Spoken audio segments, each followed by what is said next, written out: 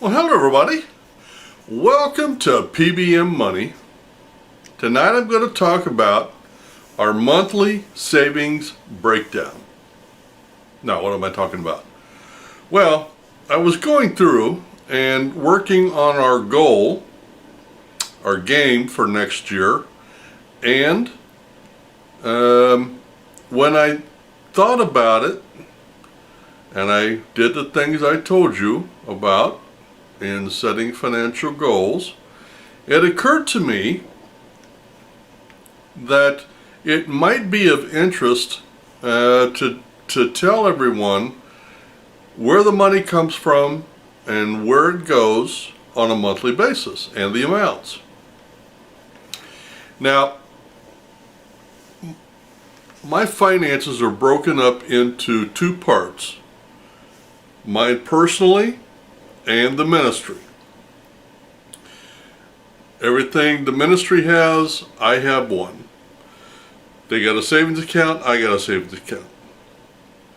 They have a mutual fund, I have a mutual fund.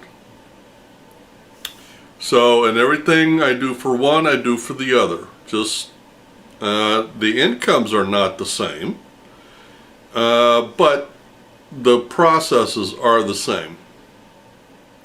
Now, first I want to cover my finances, my personal finances. Now,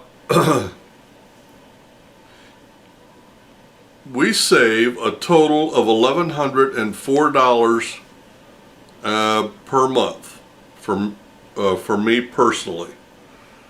Now, where does that money come from? Well, as you know, if you've watched my stuff, I have two jobs. My second job, I work 20 to 25 hours a week. It's a retail job, and I make $13 an hour. From that check, I save $400 a month. All right? From my other job, I take $91 per week. All right. Now I don't know what that is per month. 91 times 4, 360 some dollars. And the rest of the income comes from my rental. Now, when that money is all in the account, savings accounts, at the end of the month, I take $400 and put that into the stock market. That leaves $704 in the savings account and $400 in the stocks. And that happens each month. Now let's talk about the ministry account. The ministry account, we save a total of $980 per month. That money comes from $480 per month. That's $120 per week. A $400 rental from the little rental house that we have. That's not what the rent is, that's just what we take out. And I put $100 from my rental into that account as a tithe. And I do tithe to this ministry. Now, that is a total of $980. And from that amount, we are changing. We were doing $300. We are now going to be doing $400 a month into stocks and $580 into a regular savings. Now you might be asking yourself, well, why are you keeping so much in your savings account? And I gotta tell you, I go back and forth on this all the time. In fact, I just had this, I've been thinking about this all day. In 2 years, something's going to happen. I'm not going to let the cat out of the bag, but I'm going to need a lot of cash in 2 years. So I've been thinking about cutting back on both of mine and the ministry account in the market and keeping more of it in savings. The reason we originally did that is because I believed and still believe the market is going to crash, and crash fast, and crash hard, and crash soon. So I pulled a lot of cash out of the market, and I'm trying to be conservative in putting cash in there. I still want to be there for the run, but I want to be able to be liquid enough to take advantage of the prices when they go down. So I'm trying to find that sweet spot, and it appears right now that out of the $2,084 that we saved together, putting $800 a month into the market does not seem out of line to me. It is about 25-30% into the market, and everything else stays in savings. I don't know. I'm considering dropping that down to $200 or $300 a month. That would make it 10 to 15% in the market and everything else in cash. The downside, and why I'm trying to find that sweet spot, is the downside to that is if I have less in the market, if the market does go on a run, if it surprises me and goes on a run, I'm going to miss a big opportunity for cash. The upside of that is if the market does crash and go down, I will minimize my losses and increase my options for purchasing the big dip. And I don't know the right answer for that. I'm still working on it. I'm still debating it. All I know for sure is that in 2 years, I need to have $50,000 in cash ready to go. The question is, do I want to cash out of the stock market in 2 years, or do I want to cut back now and have the cash available? And I have not figured that out. I'm thinking I want to cut back getting into the market now and increase my position in cash, but I'm not positive. Nobody knows the market. Nobody knows what's going to happen tomorrow, next week, next month, next year. I'm taking a calculated risk one way or the other. The question is, which calculation is more likely? And I'll just give you my opinion. It is not a question of if the market is going to crash. It will. History proves that. Even with the Fed printing all of that money, at some point the money's going to become worthless. And the market will recognize that, and it will crash, just like it did in the 30s. On the other hand, if it goes on another run for 2 more years, I could make quite a bit of cash, then cash out and see what happens. So I'm kind of caught. I feel like right now I just want to keep everything the same and just keep plowing forward and leave it in God's hands, and whatever happens, happens. That's what I'm feeling. But I haven't decided yet. I spent all day today thinking about the options and the choices and what I want to do. And the honest answer is I don't have a clue.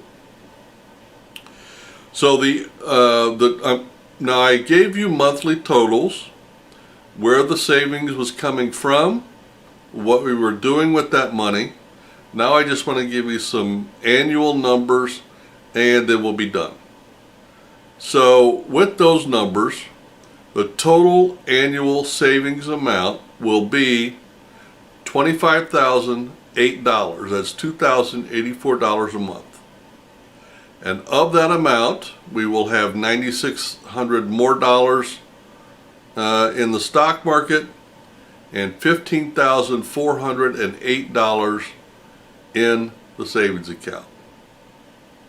So what is that, 25 to 30% I guess is what we're putting in stocks, and around 40% is what's going into savings. Well, those numbers don't add up, do they?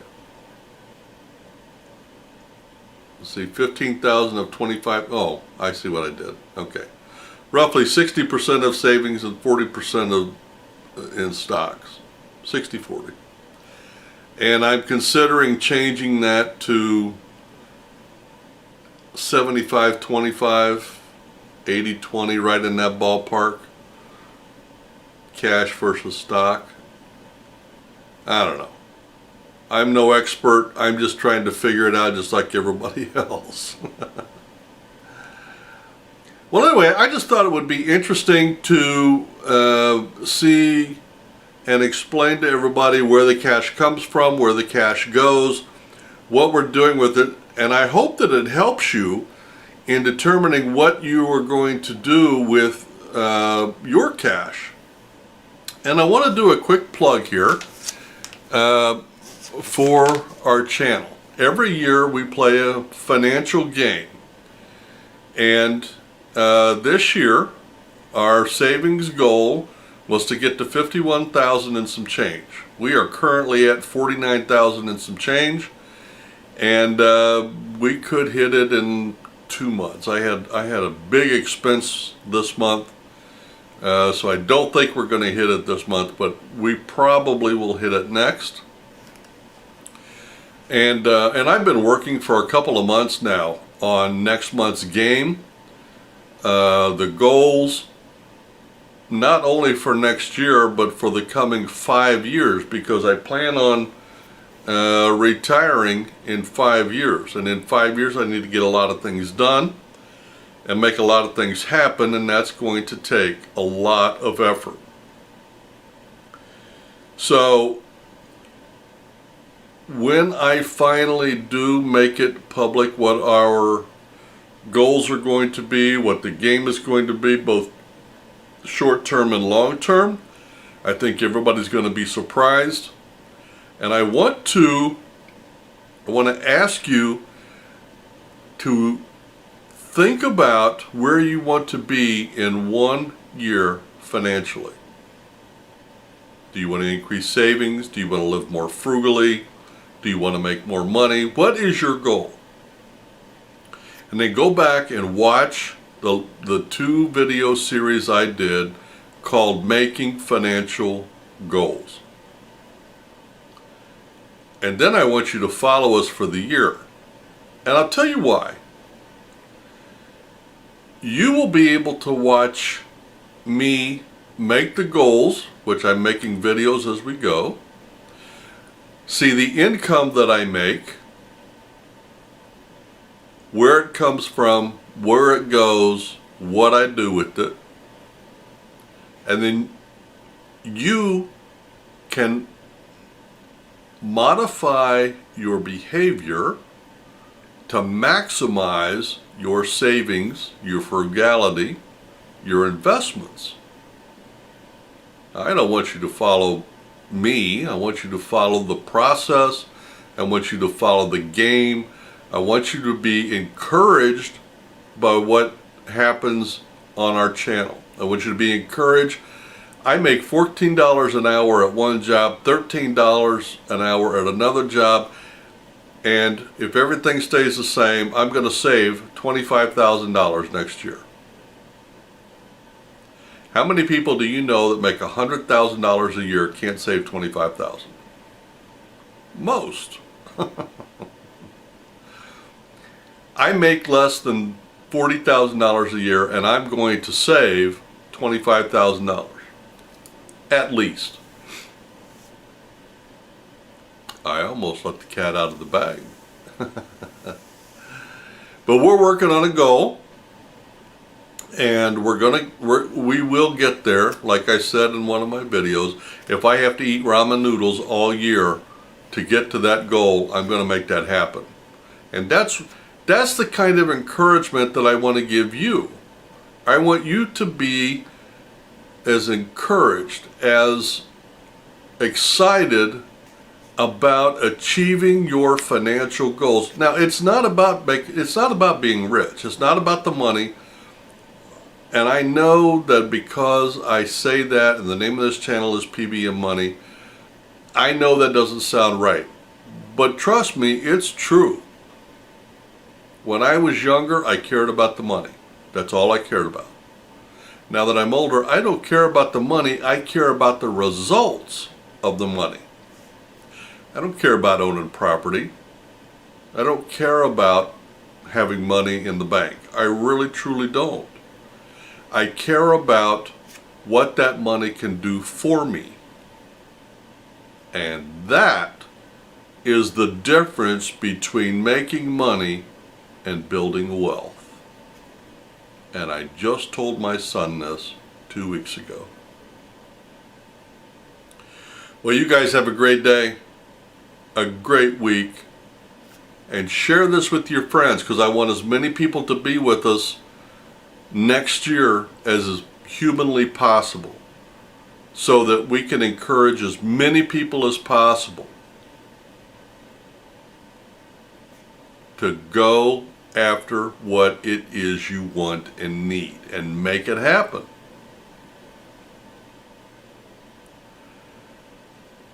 Have a great week.